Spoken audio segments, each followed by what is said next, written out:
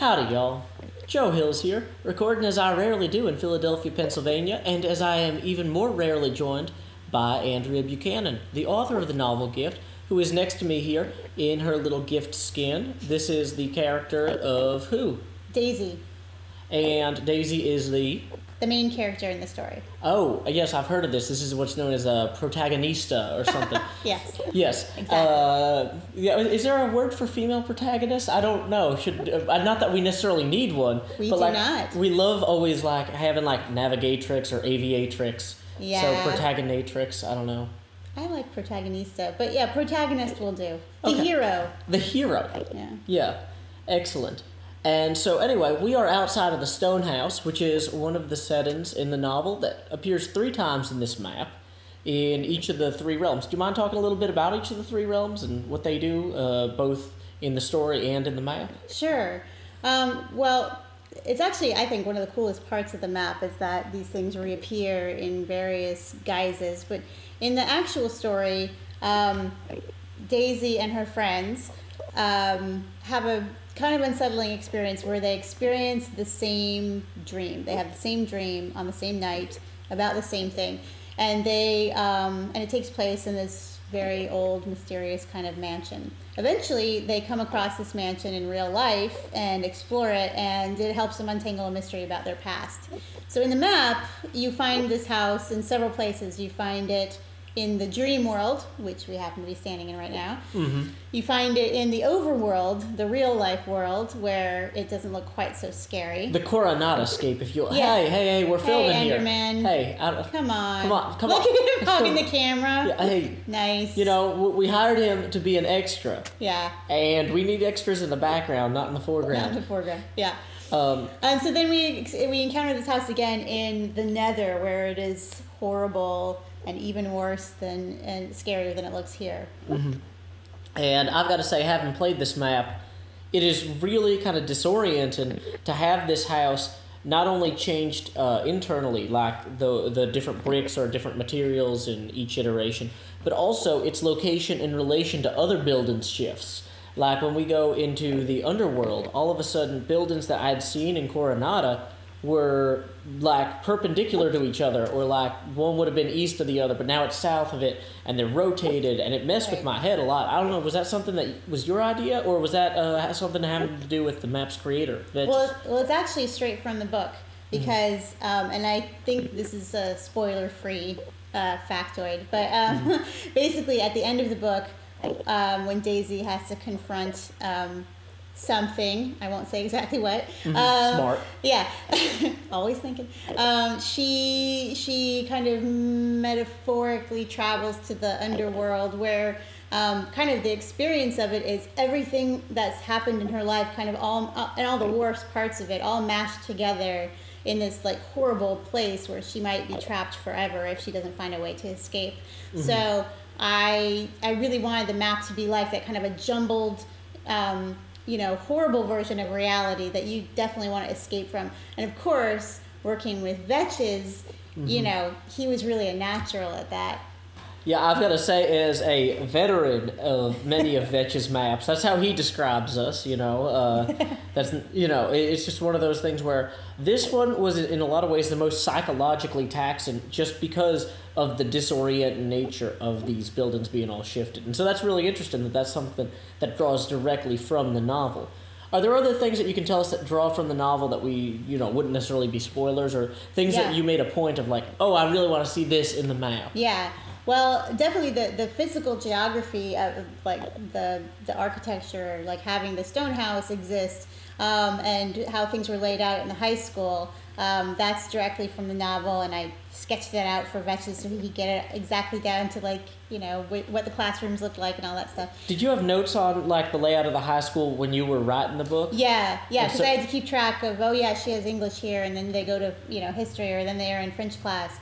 But actually, there's something from the book that's in this dream world part.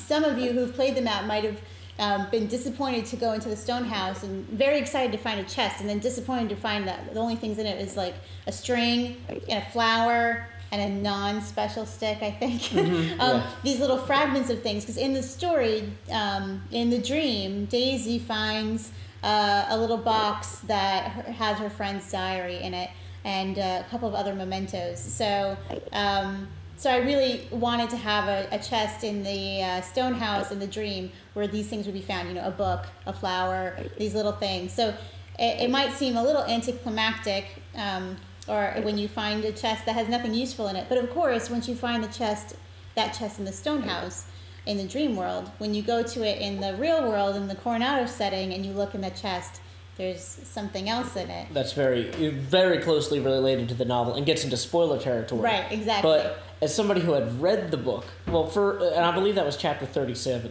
I read that chapter, and I'm just like, okay, this is the best thing. This is great. I love this. And then when I got there in the map, in the Coronado part of the map, and I pulled that shard of wood out of the chest, I'm like, I know exactly what this does. This is right out of the book.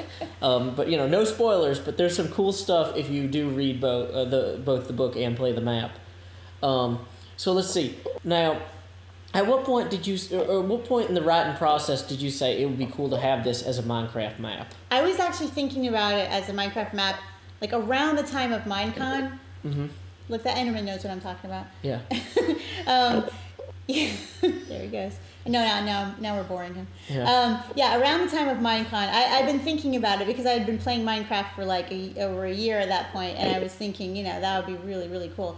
And after Minecon, you know, being in that environment and talking to all these people and seeing all the cool stuff that people were doing, I thought, like, yeah, this should just really happen. But I didn't actually get around to really talking about it or doing something practical to make it happen until, I don't know, a couple months ago. Mm-hmm.